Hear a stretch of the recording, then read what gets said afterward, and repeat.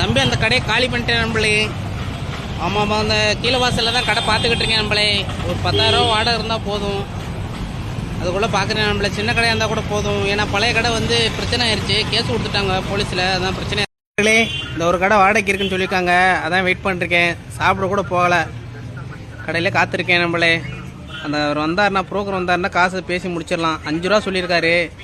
பார்த்து கடை திறந்து பார்த்தா தான் தெரியும், செட் ஆகுமான்னு தெரில. இதே ஃபஸ்ட்டு மெடிக்கல் வச்சுருக்க போதும் அப்படி தான் காலி பண்ண வச்சுட்டாங்க. மெடிக்கலையும் காலி பண்ண வச்சுட்டாங்க, இப்போ செராக்ஸ் கடையும் காலி பண்ண வச்சுட்டாங்க, ஸ்டுடியோவையும் காலி பண்ண வச்சுட்டாங்க.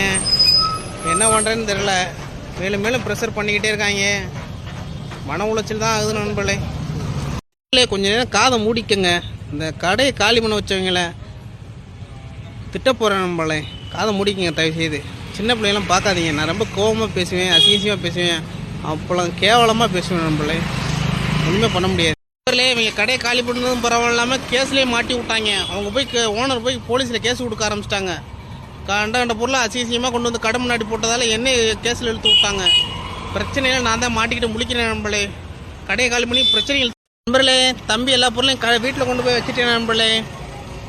ஜெராக்ஸ் மிஷின் எல்லாத்தையும் கொண்டு போயிட்ட இப்போ தான் என் வண்டியில் கொண்டு போய் வீட்டில் வச்சுட்டேன் நண்பர்களே. கடையை வேறு காலி பண்ண வச்சுட்டாங்க. ஆனால் நல்லாவே இருக்க மாட்டாங்க நண்பர்களே. இந்த கடையை காலி பண்ண வைக்கிறதுக்கு அவங்க பண்ண வேலைக்கு நாசமாக போயிடுவாங்க. ரொம்ப மனசே கஷ்டமாக இருக்கு நண்பர்களே. இப்போ கடையை வேறு காலி பண்ணிட்டேன், பொருள் வேறு வீட்டில் இருக்குது.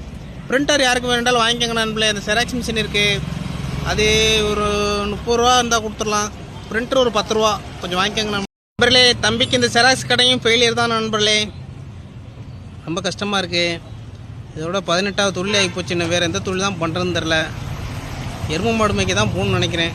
கடை கிடச்சின்னா வேறு ஏதாச்சும் ஒரு தொழில் ஆரம்பிக்கலாம் நண்பர்களே. ஒர்க்ஷாப்